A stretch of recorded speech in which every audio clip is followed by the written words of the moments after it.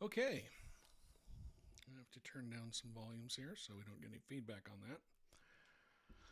Uh, I wasn't planning on doing one of these tonight, but something happened this afternoon that I think we need to talk about and explain what is going to be happening because it really looks like the Utah Republican Party may have figured out how to repeal Prop 4 after getting slapped down in the courts and and voters passed that ballot initiative.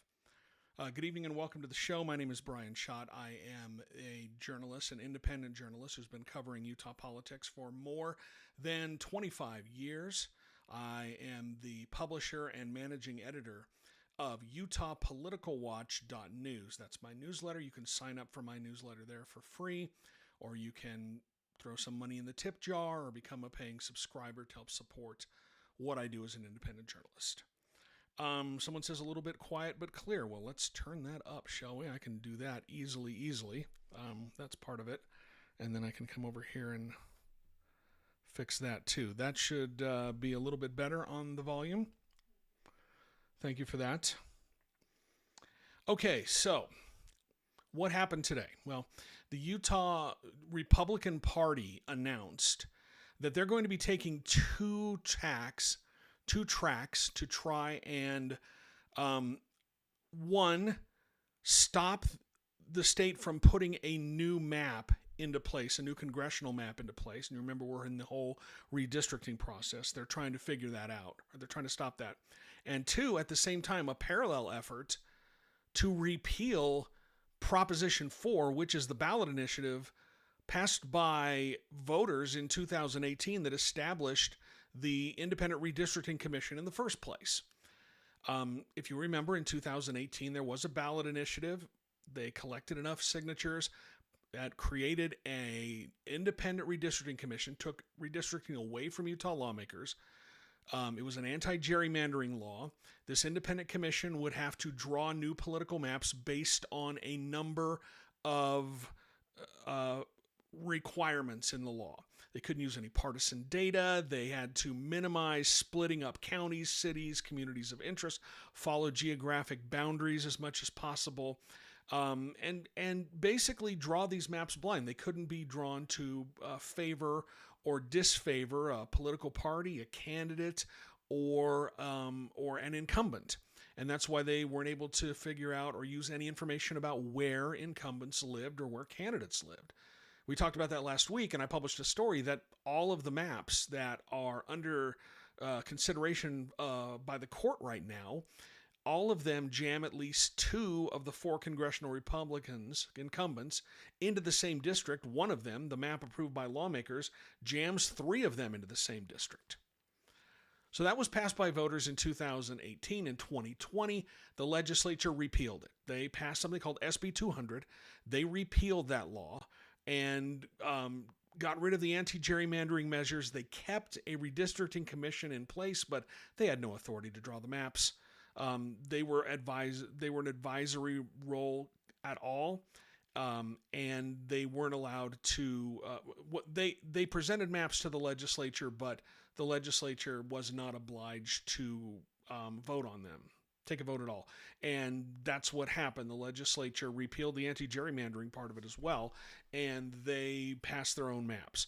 There was a lawsuit. We've been in that process for a couple of years. In August, a judge struck down SB 200, saying that lawmakers unconstitutionally repealed that ballot initiative from the people, put Proposition 4 back in place. We're drawing new maps. There have been three maps submitted to the court as of last week. The legislature submitted one called Option C, and then the plaintiffs submitted two. That's where we're at right now. Those maps are currently under consideration by the court. Both sides have until the 17th, which is Friday, to submit materials in support or in opposition to the maps. And then there are two hearings scheduled for October 23rd and 24th, where they will have a hearing over that. So that's where we are at now with the maps. Today, the Utah GOP announced that they were going to be launching two efforts to, one, repeal the map that was just passed by lawmakers, option C, and two, to overturn Proposition 4. The first one I think is a long shot. Overturning Proposition 4, I think they may have hit on something, and I'm going to explain what that is in a second. Let's go to the first part. Attacking option C, the option C map, which was approved by lawmakers on Monday. Now, you may think that that's weird because the Utah GOP had this huge effort to try and push lawmakers to approve option 3C. They sent out an email to their supporters saying, go on the website, comment on option C, tell lawmakers to pass option C. And they did that. And then lawmakers passed option C. That was the map that was the most GOP friendly of the 5 maps that the legislature put forward. Well, today, they're announcing a statewide referendum to overturn it at the ballot box. And really, it feels like more of a delay tactic. In fact, it is a delay tactic. Because what they have to do, if you remember earlier this year when lawmakers passed HB 267, which was the anti-union bill, the one that prohibited public employees from forming a labor union. They rammed that one through the legislature. And then a coalition of labor groups got together and launched a referendum. And so any law that's not passed by lawmakers by a 2/3 vote can be subject to a referendum. And organizers for that effort, they had about 40 days, less than that. You have 40 days from the end of whatever legislative session it is to collect a certain amount of signatures in order to put the issue on the ballot. And that's about 134,000 signatures that the Utah GOP will have until November 14th. They have until November 14th to collect 134,000 signatures statewide. I think that's the number. I'll look that up in a second. But they also have to hit certain signature goals equaling 8% of all the active voters in a district, all the people who cast a ballot in the last election in 26 of 29 Senate districts. So it's very hard to get a referendum. If they meet those signature requirements, then the law is put on hold and it's put on the ballot. That's what they did with the public labor union bill. That one is put on hold because they crushed it. They got over 250,000 signatures by the deadline. So the Utah GOP will have to collect 134,000 signatures, and they have until November 14th to do it. Thus, they have to hit those signature signature targets in the Senate districts, because law says it's 40 days after the end of the legislative session that just ended. And this one ended on Monday, so they have until November 14th to turn these signatures in. If they do that, then option C, the map passed by lawmakers, will go on hold. And that's important because November 10th is the date for us to have a brand new map in place. That is the date the Lieutenant Governor's office put in statute or said to the court that they need to have it in place by November 10th in order to get all their processes in place. And so everyone knows where they're running. If they can get the 134,000 signatures by November 14th, then that law is going to go on hold. So if that's the map that the court picks, and I'm pretty sure the court's going to pick it because it meets the requirements of the bill, the new law that lawmakers pushed through during the legislative session. We'll talk about that in a second as well. But if Judge Diana Gibson picks option C, and then they get enough signatures to put it on hold, what do? You've got this new map that the court put in place, but then the map has been put on hold because it's going to go up for a vote in the next election in 2026. But this is the map you're supposed to be using in 2026. So they've kind of mess things up. I mean, this is going to be a really big opportunity to mess things up and just delay the whole process. Because who's going to vote on this map to put this map in place in 2026 for the 2020? I mean, I suppose we could, but that's probably going to be moot given the other efforts that the Utah GOP is going to be undertaking here. And this one is incredibly clever. I'm kind of impressed with what they came up with. Let me pause and take a breath here. If you have any questions, if you have any comments, leave them in the chat. I'd love to hear from you. Want to hear what you are thinking about this as I explain what the Utah GOP is doing. So questions, comments, leave them in the chat, and I will get to them as much as possible. Just welcome into everybody who's watching on, we have people watching on YouTube, we have people on Facebook, Instagram, and TikTok tonight. I haven't seen anyone on Twitch yet, and I don't see anybody on LinkedIn yet, but, hopefully we will get there. Someone says drink some water also. I'll do that.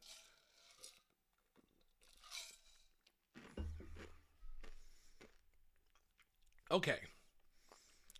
So that's the first attack on this whole process that's been launched by the Utah GOP today. It's a very high bar to clear. 134,000 signatures by November 14th. It's going to be very hard to do that. Plus hitting those signature goals in all the districts. The second one, this one is really clever. You could use the phrase diabolical if you want. I'm surprised that no one has come up with it yet. But I think that this is going to work. So Proposition 4 was put on the ballot through a referendum. Okay, you can if you get a certain number of signatures, again, the same number of signatures you need to get for.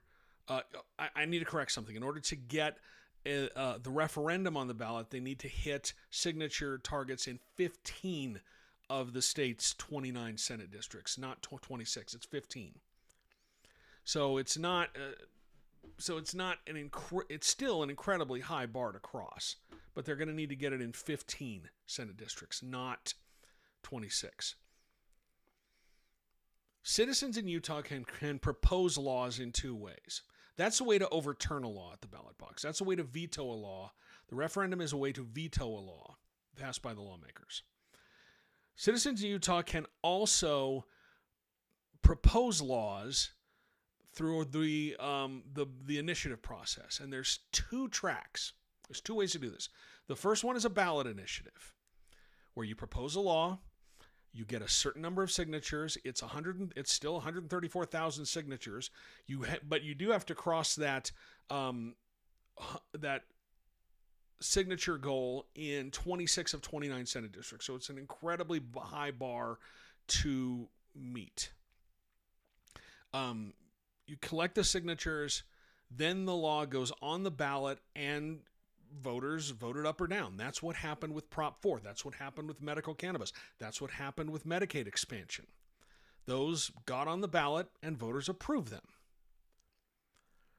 The other way is also through an initiative, but it's by submitting a law directly to lawmakers. It's essentially citizens crafting a bill that goes to lawmakers who then have to consider it in the next legislative session. And for that one, you only need 70,000 signatures. You only need to get in order to put it on the ballot, you need to get 8% of all the voters who voted in the last presidential election or in the last election. For a referendum you're submitting to lawmakers, you only need to get 4%. So that's about 70,000 signatures. You still have signature goals you have to hit in a number of districts, but it's only 70,000 signatures. If you hit that goal, then it turns into a bill that is introduced in the next legislative session, and the legislature has to vote it up or down. You can propose a law that way. So here's what they're going to do. They are going to, I'm pretty sure that the state's largest political party, the Republicans, who probably aren't big fans, or they have enough people in the party who aren't fans of Proposition 4, or aren't fans of Independent Redistricting Commission, I'm pretty sure that they can get 70,000 signatures statewide.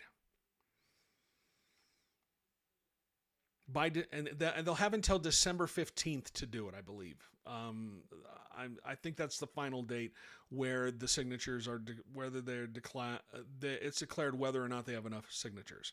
So it'll be December 15th. I'm pretty sure they can do that. So they're going to simply submit a bill directly to the legislature that repeals Prop 4, that gets rid of it, that repeals this other law that was passed by voters at the ballot box in 2018. What do you think is going to happen when the Republican Party gets enough signatures to put this on the ballot, or to submit this to lawmakers, and then it goes to the Utah legislature, which has a supermajority for the GOP? I would probably go to Vegas and put everything I own on it passing with 2/3 to prevent a referendum. They're going to be able to do this. And what it does a couple of things. When they repealed Prop 4, the courts ruled that they overstepped their authority constitutionally by repealing what the citizens did, because all political power is inherent in the people. That's what it says in the Utah Constitution. And people have the right to try to reform their government through an initiative, through the initiative process. Well, this is part of the initiative process. And it's going to give lawmakers all the cover that they need. This isn't lawmakers who are proposing this bill. This is not a bill coming from a member of the GOP caucus to repeal Prop 4. Because if you remember, what Judge Diana Gibson ruled is that in order for the lawmakers to make changes to Prop 4, it has to be narrowly tailored to meet a compelling government interest. And repealing the whole thing didn't do that. Repealing the whole thing was not narrowly tailored. And there was no compelling government interest. But if you get a proposed law from the people, from the public, which is what this is going to do, then they've got all the cover they need to vote this thing through. Because it's not coming from them, it's coming from the people. Yeah, sure, it's coming from the Republican Party who's launching this effort, but it's the people. It's 70,000 people, or however many they get to sign this ballot initiative. It's this initiative. It won't be a ballot initiative. And it's a much lower bar to clear than it is to put it on the ballot. And I don't think that if they put it on the ballot, it would pass. It's expensive. It's hard to put things on the ballot. But if you've got the Republican Party proposing this law to repeal Prop 4, to get rid of independent redistricting commission, I think it's pretty likely that we can just start shoveling dirt on the grave of Utah's short-lived independent redistricting commission that never got to do anything. Because this is 100% legal what they're doing. It is 100%, it's all above board. They're allowed to do this. This is part of the process. This is in state law. There's nothing underhanded about it. It's just part of the law. So they are going to get enough signatures to, they're going to get enough signatures. 70,000 is the number. I'm going to bring that up here in a second. I'm going to look at it here. Pulling this off the Lieutenant Governor's website.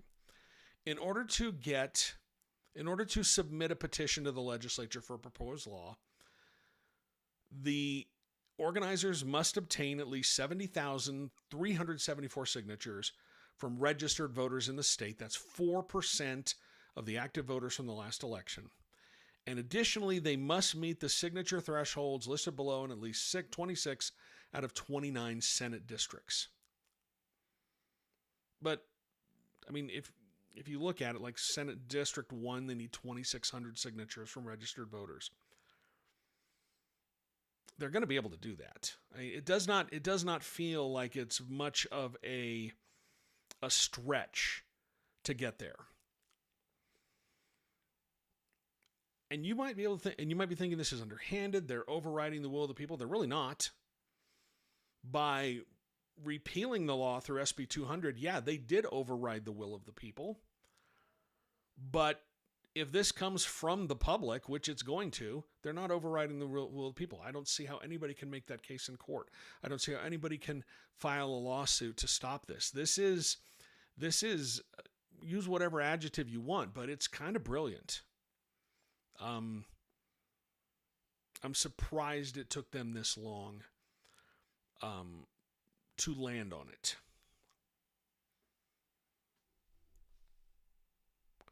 Let's see. I'm going through some of the comments here, looking on TikTok.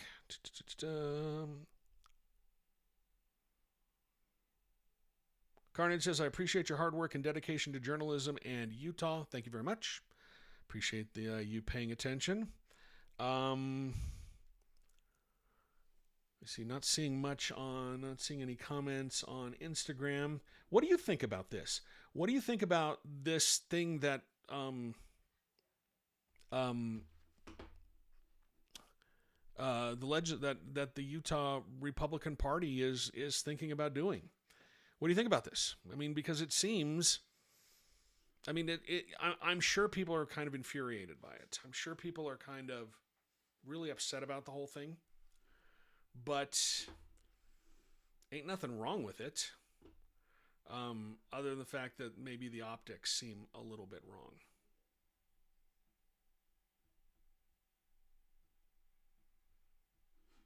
Give me your thoughts. Leave them in the comment. Okay, Zeke Well, can you restate the issue for those that joined late? Yes, on Instagram. What the Utah Republican Party is doing is they are challenging the redistricting process, the new maps, and the independent redistricting law with two moves that they announced tonight that, frankly, I think one of them is going to work. The first one is they're launching a statewide referendum to challenge the map passed by lawmakers last week. Lawmakers approved option C. That's the map they submitted to the court. That's in state law, right? That's the map that they put in state law. And you can do a referendum to overturn it at the ballot box. It's the same thing that happened with the union bill earlier this year, the union busting bill, HB 267 from Representative Jordan Tusher. What that bill prevented public employees from forming a labor union, from collectively bargaining. It didn't prevent them from forming a labor union, but they couldn't collectively bargain. That was the issue there. But it didn't pass with 2/3 in both the House and the Senate. That's the big number up on the Hill. If that bill had passed with 2/3 in both houses, they wouldn't have been able to launch a referendum. But it didn't, so they launched a massive signature gathering effort. They needed 140,000 signatures within 40 days of the end of the session. They did that and are able to put the law on hold. So now that law, HB 267, is going to be on the ballot in 2026, where voters will weigh in up or down. What the Utah GOP is doing is they're launching the same process to try and challenge the map passed by the legislature on Monday. If they can, and they have until November 14th, which conveniently is after the deadline set by the Lieutenant Governor's office to have a new map in place. And so if they can get enough signatures, and I think it's going to be hard, I'm not saying they won't, but I think it's going to be very hard to get that number of signatures by November 14th. They don't have a lot of time to do it, and they have to hit certain signature goals in 15 of 29 Senate districts. If they do that, it'll put the new congressional map on hold, and it means it goes on the ballot in 2026. And that means that map cannot be used for the 2026 election. So this is just a delay tactic. This is that effort is 100% delaying, trying to stop from having a new map in place. A map that potentially creates two swing districts where Democrats could be competitive, which we've talked about on previous live streams and I've written about at UtahPoliticalWatch.news. The other issue, and this is the one I think that has the greater chance of success, is they're launching an initiative. There are two types of initiatives in Utah. There's a ballot initiative, and then you can submit a law directly to the legislature that they have to vote on. In order to get an initiative on the ballot, you have to get 140,000 signatures. You have to hold hearings around the state, fiscal impact statements. It's a very complicated process. You need to get 8% of the statewide signatures. You need to get 8% of all of the active voters from the last election, which is about 140,000, and you need to hit those signature goals in that 8% in 26 of 29 Senate districts. It's very hard to get an initiative on the ballot. The other way is to simply submit an initiative, a petition to the legislature, and they have to vote on it, which has the same effect. But instead of voters weighing in, instead of voters passing it or voting it down to the ballot box, it just takes lawmakers. So what the Utah GOP is doing is they are going to submit a bill, an initiative. They're going to try to get an initiative to the legislature that overturns Proposition 4, meaning it's going to repeal the Independent Redistricting Commission and go back to the way it was. And this gets around all the problems they had with the courts, because the courts slapped the legislature down when they first repealed Proposition 4, saying that what they did was not narrowly tailored to meet a compelling government interest. This is coming directly from the people. And they only need to get 70,000 signatures, and I think they have till mid-December to get this all done. So there's plenty of time for the Utah GOP to do that. But if they don't this time, they can try to do it ahead of the 2027 session or the 2028 session. They've got until 2030 to do this. That is, if they don't get the new map put on hold. So that's what they're trying to do. Comment here, Jay Macon on Instagram. It would be awesome if they used their energy to come up with better ideas that people wanted to vote for. Bananas idea, I know. Well, you kind of think that's... I mean, wasn't it Mark Twain that says people get the legislature that they deserve? This is what happens when a lot of people don't want to, when a lot of people just vote straight party ticket, or they don't really look at the initiative, or they agree with what's going on. I mean, you have to remember that Utah is an overwhelmingly Republican state. Registered Republicans make up half of all registered active voters in the state. So people, they've got popular support behind them.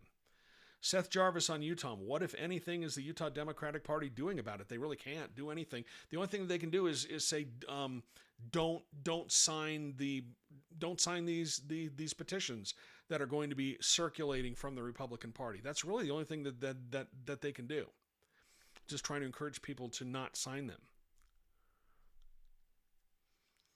TT Riku on YouTube. From what I am hearing, not much hope. What is a counter offer? I don't think that there's a counter offer. They've got a super majority in the legislature. They've got a majority in almost every Senate district. They should be able to get these 70,000 signatures to submit this to the legislature. And at that point, it's a done deal. It's a fait accompli. Journey Girl 67 on YouTube. In the words of the week leader, just because you can doesn't mean you should. Quote from Spencer Cox. I remember when they overturned Proposition 4 in 2020. It wasn't that long ago. But one of the justifications that they were saying, lawmakers were saying things like,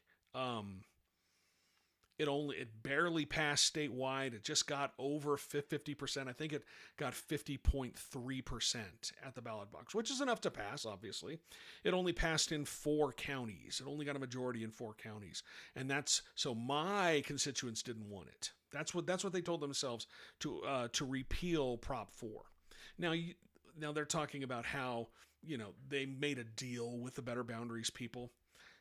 It was the kind of deal that you would get in the Sopranos. Better Boundaries got what they could because they knew this was coming. Right? On TikTok, Cameron Stringham says, why only 70,000 signatures for that path to get the legislature to vote on it? Because you're not trying to put it up for a statewide vote. You only, you're giving it to lawmakers, and it's a smaller number of people. I think that's the justification behind it, because you're just creating a bill that lawmakers have to vote on. So it's easier to do it that way, because then the legislature is involved in the process. When you put it on the ballot, the legislature is completely removed from the process. They're not involved in that at all. At least that's what I think the justification is. Let me see, sorry, on TikTok, it is Always PR says, does it not need to go before Judge Gibson? Not this. Not this at all. No, Judge, this is a completely different process. I think the referendum to try to overturn the map, I think that's 100% a delay tactic. They are just trying everything they can to stop this new map from going into place. And there's a few other things, and when we can, and I'll talk a little about, because we're still not done with that whole process. But it feels like a delay tactic. It feels like there's, if they can get these signatures to overturn the map, great. If they can't, they've got this other path. Obviously, the thing that they want to do first is overturning the map. They want to stop the map from going into place. And also, I mean, this could open. I don't think this is the only path they have to delay. I don't think this is the only path they have to delay, and we're going to talk about that because there's more court stuff happening this month. As we remember, we've got to be done by the 10th of November, less than a month from now. Mjolnir on YouTube feels kind of shitty. Seems like the map that the legislator proposed was okay, better than the old map, and now the legislator's reeling and trying to find a way to not let us use the map they made. It is weird that the Utah Republican Party, remember, this effort is coming from the Utah GOP. Both these efforts are being launched by the Republican Party. And it does feel kind of weird that the Republican Party is the ones who had this huge effort to try to get everybody to vote or to support option C, which is one that lawmakers chose. And now they're trying to overturn it, now that lawmakers chose it. It feels weird. It is kind of weird. But, strange bedfellows in politics. So those are the two things that are happening from the Utah GOP. And I really think that the one that has the best chance of upending everything is the initiative to get this law in front of lawmakers. Because if they do, this Republican legislature, this Republican supermajority, they've got 61 members in the House. They only need 50 to pass it with 2/3. They got 22 in the Senate. They need 20. I think they're going to be able to get that. Shay on TikTok, do you think this is a tactic to earn brownie points saying, see, we all don't like map C? Maybe, but I think it is, take it as a serious effort. To me, it feels like it's going to be very hard to get the referendum, to get enough signatures for the referendum to block the map in the first place. But it's still a very serious effort. They wouldn't do this if they weren't serious about it, because it's going to cost some money. And the Utah Republican Party finally got back on solid financial footing just within the last couple of years. They were drowning in debt. They were an absolute mess. If you remember, the former Republican Party chairman, James Evans, he left that party in an absolute financial disaster when he was defeated by Rob Anderson at the convention. Rob Anderson said that when he walked in, he was finding bills. He walked in, there were a bunch of bills that hadn't been paid. He was still, a year and a half into his tenure, he was still finding bills that the Republican Party hadn't paid. And they were pretty much bankrupted by the effort to challenge SB 54, the signature path, to get on the ballot in the courts. They're finally back on solid financial footing. A lot of that is because of Senator Mike Lee. He has donated a lot of money to the party to help them retire that debt, help them to keep them going. And, the last two chairmen were former employees of his office, so that makes some sense. So, take this. This is deadly serious. And I don't think they would be launching it if they didn't think that they could do it. I'm skeptical because I know it's a very hard thing to do, but take it very, very seriously. Muehlner says, so will this end the map proposal process? We're going to finish up the court process, okay? The court is going to pick a new map. They are going to pick a new map.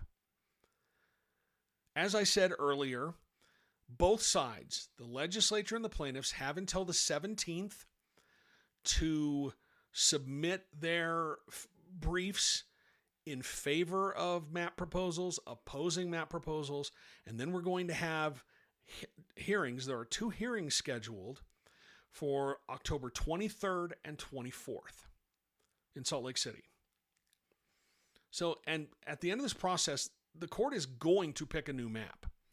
Which one they pick, I don't know.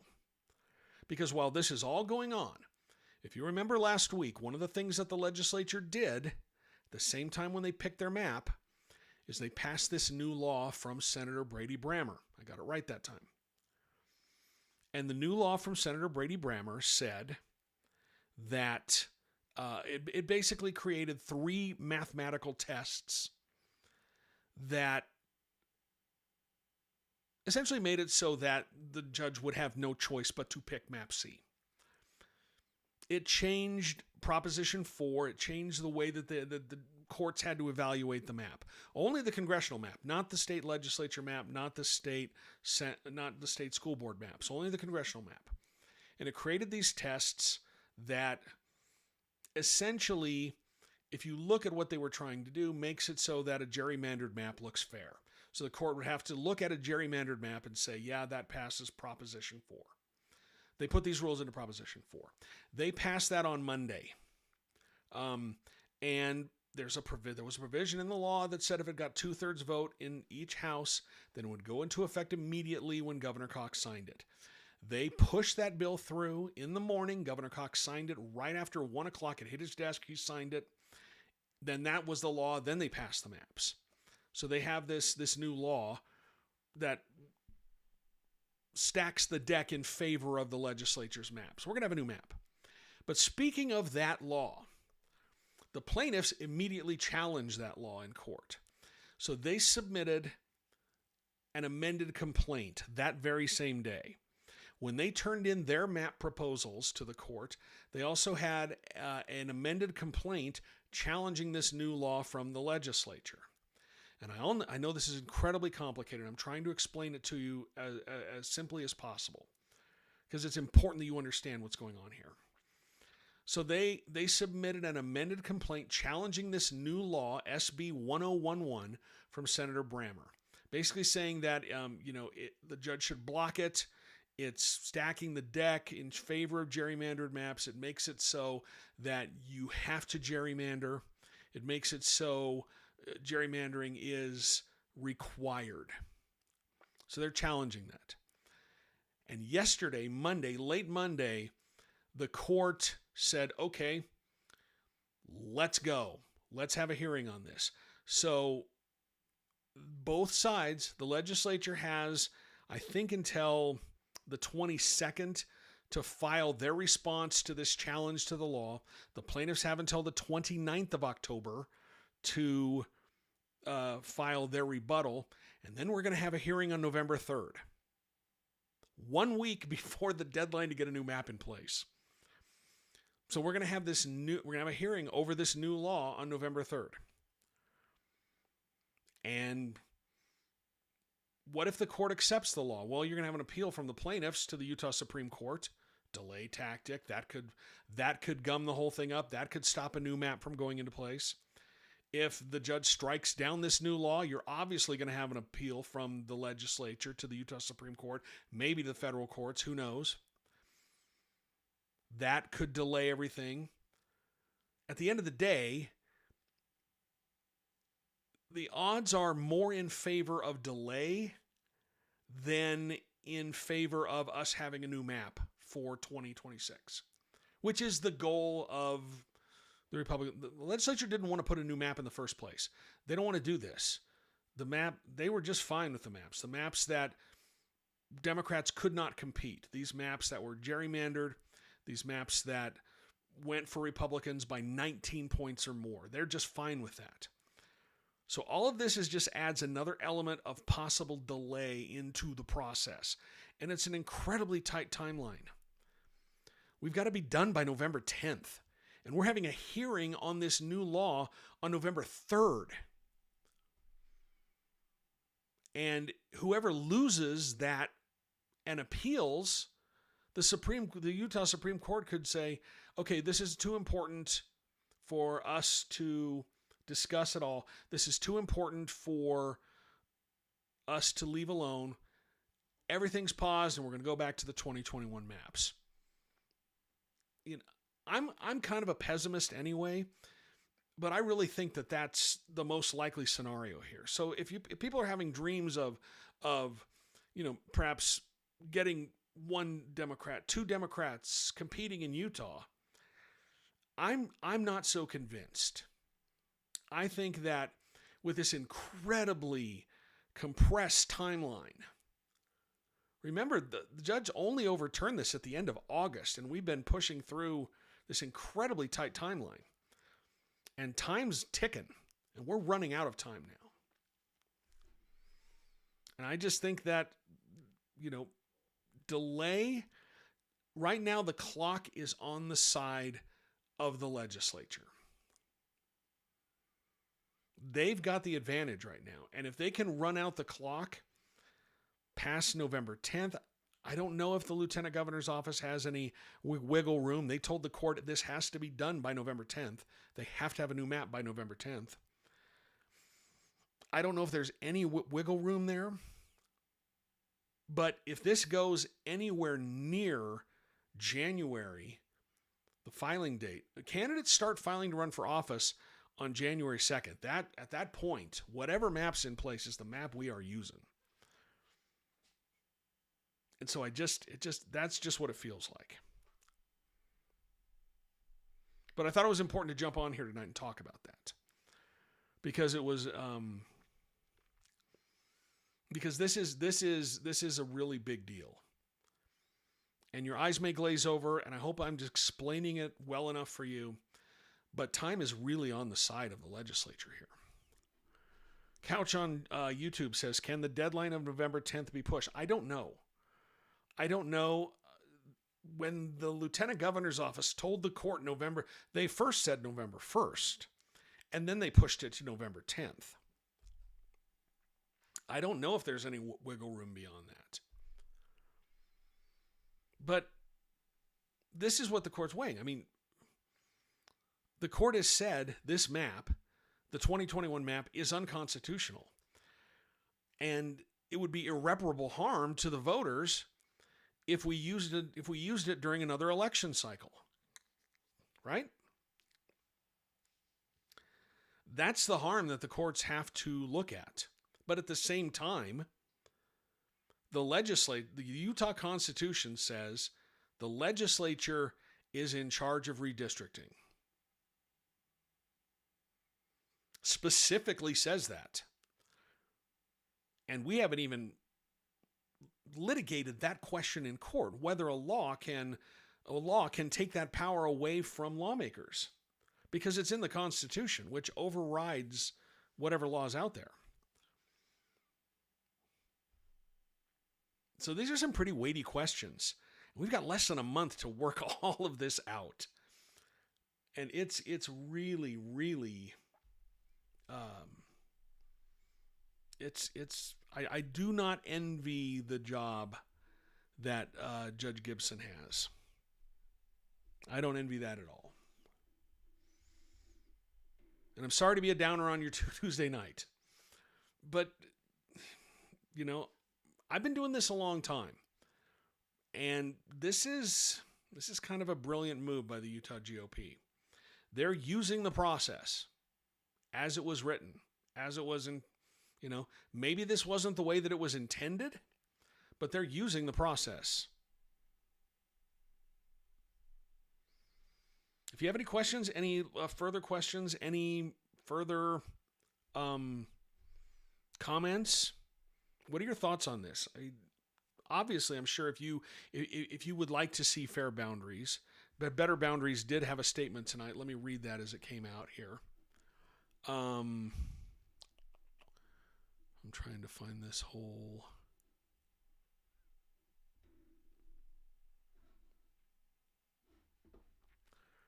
if I can find it here. It's lost in my email, but I'm sure it's around. Let me see if I can find it real fast. Needless to say, they were not happy. They were not happy with this. Here it is. Here's a statement from Better Boundaries. Elizabeth Rasmussen, Executive Director of Better Boundaries, issued the following statement. This is yet another attempt to overturn the will of the people. These are desperate, transparent attempts to run out the clock, obstruct court-ordered reforms, and confuse the public ahead of 2026. They do nothing to serve Utahns, only to protect gerrymandered power. The process voters created to remove partisanship from redistricting has been hijacked by the supermajority. We will use every tool available in court, in the public square, and at the ballot box to defend Prop 4, protect fair maps, and uphold the rule of law. Better Boundaries and our statewide coalition remain committed to ensuring Utah's maps are drawn by principle, not politics.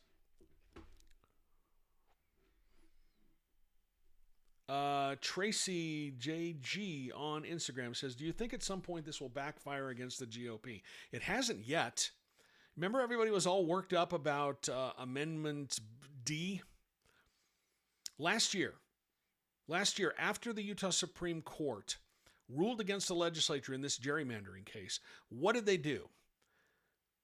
They went straight to, they called themselves into a special session, emergency session.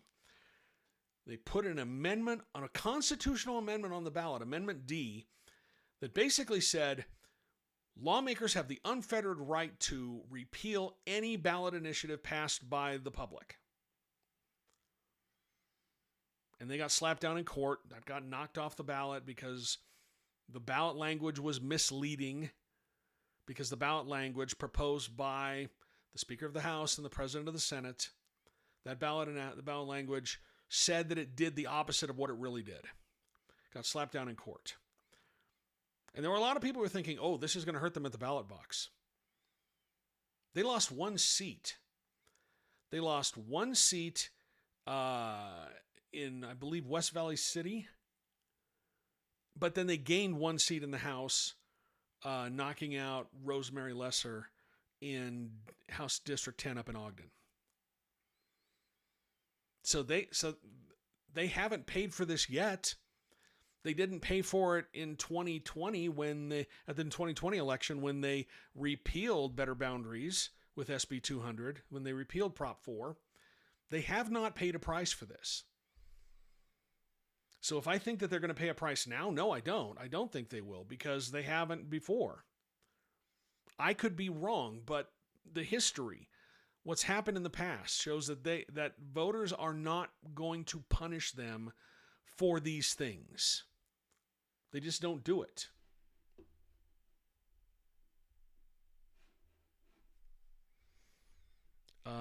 And think about this. Someone just said, who's up for election this year? Nobody. Not this year. This is all the municipal stuff. We've got to wait all the way in a year from now. And a lot happens in a year. And voters' memories are very short. Things that you think are going to stick with voters don't. When you hear pundits talking about how, oh, this is going to hurt them at the polls, it is a long time until we get to the 2026 election. It is a very long time. And frankly, most of the races will already be decided by the time we get to November, because they're decided either at convention or in a primary in districts that are so overwhelmingly tilted towards one party or the other at the legislature that we're done by the time we get to November. It doesn't matter.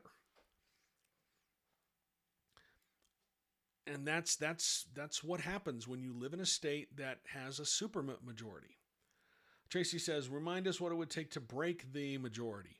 Well, break the majority, I mean, Democrats, they have 14 right now in the House. 35 is what, 35 is midpoint. I'm not really great at math, but they would need to pick up a bunch of seats. If they could break the supermajority, which means they would need to pick up 12 seats to get the Republicans below 50. If anybody could break the supermajority, that would change the way that the legislature operates in this state. If Republicans didn't know going into votes on controversial bills, if they didn't know that they had a veto-proof majority, a supermajority already, that would change the way. There would actually be some negotiation because, and you would see a moderating effect on the kind of legislation that that the legislature proposes. But right now, they've got a supermajority. All of the decisions, all of the really tough decisions are already made before that bill ever gets to the floor. It's done in the caucus meetings, in the closed caucuses. All of that is decided before it ever gets to the public. Everything beyond that is just kabuki theater. But that's what happens when Republicans know that they've got a supermajority. The governor's veto threat does not carry any weight unless, and that's why when people say, well, Governor Cox should veto more people, why would he continue to pick that fight? It would only weaken him politically. I mean, he's already not the strongest governor we've had in the past. But when I think about when Governor Herbert was in charge and lawmakers wanted to pass constitutional carry, which was, the ability to carry a weapon in public without a concealed carry permit. They kept bringing that bill up. And Herbert said, I'm going to veto it. Do not pass this bill. I will veto it. And that stopped them because they knew that they did not have, they either did not have enough votes to override a veto or they didn't want to pick that fight. Now they've got enough votes to override the veto on most anything they want to do because the legislature has gotten more right-wing, especially since after COVID.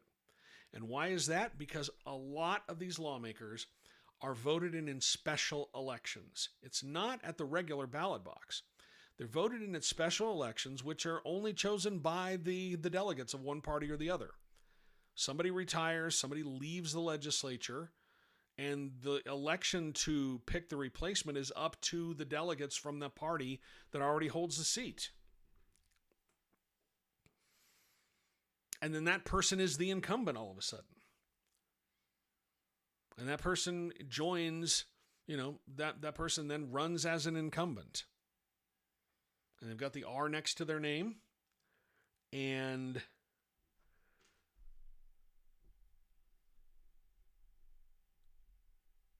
sorry, getting a notification on TikTok about some community flagged comments. I'll have to look at those a little bit later. But thank you for doing that. I'll have to review those. But, that's it. They don't want to pick the fight. So they know that they're going to get this thing through. Bottom line, if the Republican Party can get the 70,000 signatures that they need to propose this law to repeal Proposition 4, the Independent Redistricting Commission, if they can get those 70,000 signatures and submit it to the legislature, it's going to pass. And it will probably pass with 2/3, meaning it won't be subject to a referendum and it won't be subject to a veto.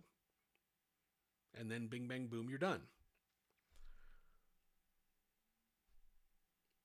I'm sure that they haven't tried this with SB 54 because they know they don't have enough votes to get there. They're getting close, but they don't have enough votes to get there. But they would love to repeal SB 54 because that took the nominating process away from the delegates. And as we've seen, signature gathering candidates, I think the first big signature gathering, non-signature gathering candidate to win a major office was Mike Kennedy this year in Congressional District 3. He didn't gather signatures. Celeste Malloy did not gather signatures when she first ran to replace Chris Stewart. But that was in a special election. But Mike Kennedy, Celeste Malloy, those were the first two in a contested election. But they would love to get rid of that signature path because it makes it easier for candidates who don't have broad appeal, for candidates who don't have, that broad appeal among the electorate to win.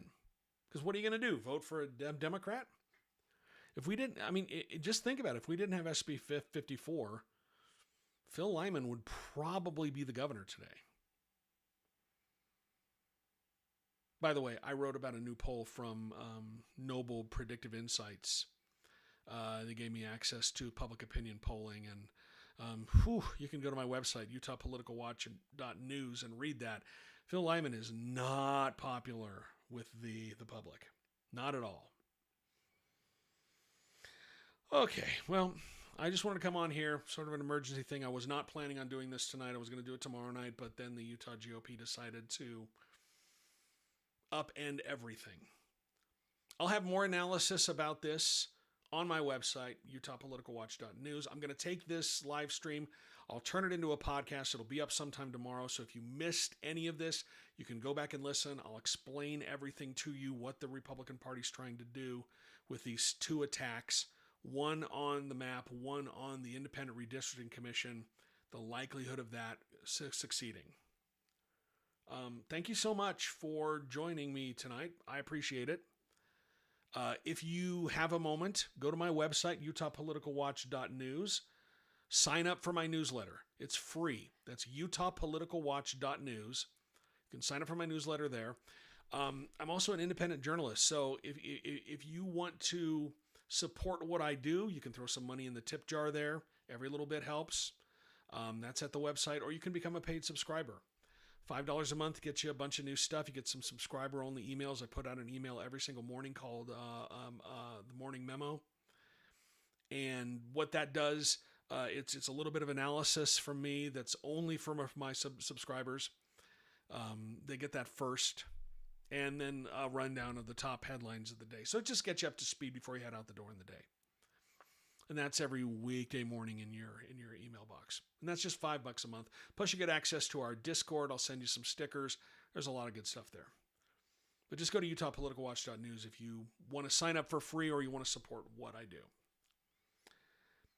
That's going to do it. Thank you everybody for joining. I appreciate it. I'm thinking about doing another one of these maybe Thursday. Just watch social media channels or sign up at the website. I send out an email blast before I do these things. Jess says, I love how you explain things. It all makes sense to my brain. I appreciate that. Trying to, because as I say all the time, it's important you understand what's happening with your government, because when you understand, then you can be a more engaged citizen. And that's the one thing that we need now more than ever. People engaged, no matter what side of the aisle you are on. If you are engaged in the process and you understand the process, then you can impact the process. And lawmakers might start listening to you, or you can get your lawmaker to listen to you because you know what you're talking about and you know what they're doing, and you can use the same language. Anyway, thank you once again for joining. I appreciate it. My website is utahpoliticalwatch.news. I'd appreciate it if you go there and signed up for my email newsletter. Maybe throw some money in the tip jar. Every little bit helps. I will talk to you again on Thursday night. I'll send out an email blast before we do this. I'm sure we'll have more to talk about then. Until then, thank you so much for watching, and good night.